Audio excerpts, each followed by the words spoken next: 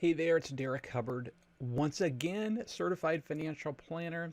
I recently began including a new step in my financial plans.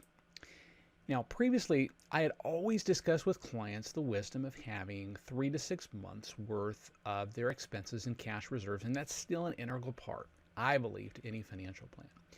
Now, more recently, what I realized is, after we cease working, every single blueprint still needs a way to replenish those reserves as they get spent down due to those unforeseen expenses and emergencies. So in other words, we can't say that the need to save money actually stops in retirement.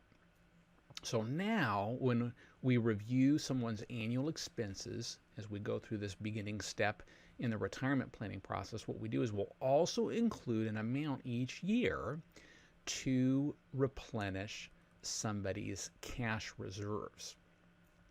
Now that amount that we assume for replenishment, it can vary by circumstance, it can vary by client, but I think $3,000 to $5,000 per year is a good goal. So in that way, if you've got an emergency reserve of $20,000, that can be replenished every 4 to 7 years. And if you're like most people, Murphy of Murphy's Law is definitely going to come and visit you during that time period. So I hope you're familiar with what we call the buckets approach to retirement planning. We'll put a link down in the description to view the introductory video on the buckets approach. So in addition to these other buckets, we allocate a portion of all of our retirement money to that short-term liquidity that's needed for goals and emergencies. That's called a liquidity bucket.